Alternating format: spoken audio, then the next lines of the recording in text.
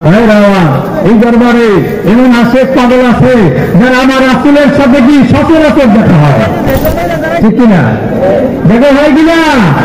দুরূদ শরীফ পড়া এমন শিক্ষা দিছে, বাবা রাত্রে দুরূদ শরীফ পড়ে শুনেন, ইনশাআল্লাহ মদিনার নবীর রাসূলের সাথে জিয়ারত হয়ে যাবে।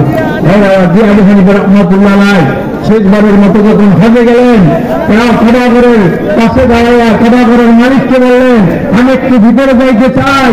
কাবাগরের যে দারোয়ান ছিলেন তিনি বললেন, এই চাবি একমাত্র বাদশার হুকুম ছাড়া কারো কাছে দেওয়া হয় না। ভাইরা আমার, আবু হানিফা রাহমাতুল্লাহ আলাইহি কাবার বাসতা হয়ে চোখের পানি ছেড়ে কাঁদতেছিলেন। ভাইরা আমার, সারা ইবাদত করে যখন ইবাদত মকবুল হয়ে গেলেন, ওই কাবার যিনি দারোয়ান, যার কাছে চাবি তিনি ডাকতেছে, হুজুর আপনি ভিতরে প্রবেশ করে। আবু হানিফা রাহমাতুল্লাহ আলাইহি বলে, যখন আমি চাবি ছিলাম চাবি দিলাম, আল্লাহ বাচ্চার হুকুম ছাড়া চাবি দেওয়া যাবে না। ওই দারোয়ান চোখের পানি ছেড়ে কান্দে, বাচ্চারও বাচ্চা যিনি মালিকের মালিক যিনি, এই কাবার মালিক যিনি, এই কাবার মালিক বলছেন আমার পাগলের জন্য আমার কাবার বড় ভাত ছেলে দে। আবু হানিফা রাহমাতুল্লাহ আলাইহি আবার ভিতরে বসে আল্লাহর দরবারে কান্দে, মোনাজাতের ভিতরে কি বলছেন, যারাই হানাফি মাযহাবের অনুসারী হবে, আল্লাহ তাদের জীবনের জীবন মাফ করেন, তাদেরকে জান্নাতবাসী করে দাও। আবু হানিফা রাহমাতুল্লাহ আলাইহি বললেন, আমি রাসূল তাদের সমস্ত উম্মতের জন্য মাফ করে দেব।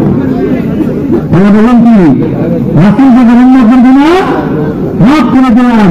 এই জন্য হাদিস শরীফে আসছে, সিরাজে উম্মতি, আল্লাহর রাসূলের উম্মতের ভিতরে এমন এক ব্যক্তি হবে যার নাম হবে ইমাম, তিনি ইচ্ছা করলে রাসূল তাদের সমস্ত উম্মতকে চালাইতে পারবেন।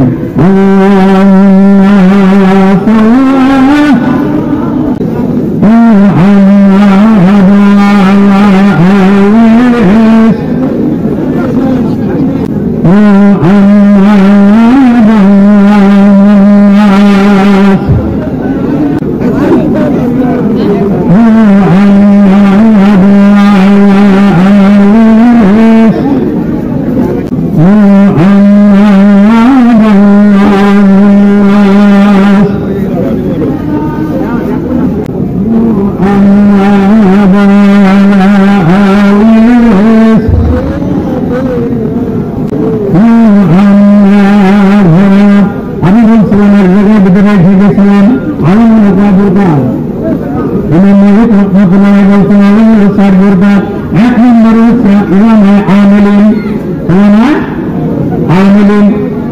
আমার ইমামে আমিলের দ্বারা আলম করা, আমার আল্লাহ বলেন যারা এলাহি অর্জন করাবেন তাদের অনুযায়ী আমল করে, এলাহি অর্জনও করছে আমলও করে। দুই নম্বরে আমিলিন, ওই সমস্ত যারা এলাহি অর্জন করে তাদের অনুযায়ী আমল করে এবং অন্যদেরকে আমল শিক্ষা দিয়ে যে আমলের মাধ্যমে মানুষ আল্লাহ এবং আল্লাহ রাসূলের সম্মান পায়। তোমার কামলে হককে আলেন নাইরে নবী ওয়ারাসাতুল আম্বিয়া। দুই নম্বর, এই যে হককে আলেন কামিল মুকামিল উলামা কামিলিন, যারা মুর্শিদের হক হয়ে আমার তাদের শিক্ষা আমার মদিনার নবীর শিক্ষা, কাতালদের শিক্ষা দেবেন আমার, যে কাতালদের মাধ্যমে মানুষ আল্লাহর সন্তুষ্টি লাভ করতে পারেন, আল্লাহ নৈকট্য লাভ করতে পারেন, আল্লাহ রাসূলের নৈকট্য লাভ করতে পারেন। তিন নম্বরে উলামা আমিলিন বলা হয়েছে সমস্ত আলেমদেরকে, যারা আপনার যে মাও কি করে দেবে।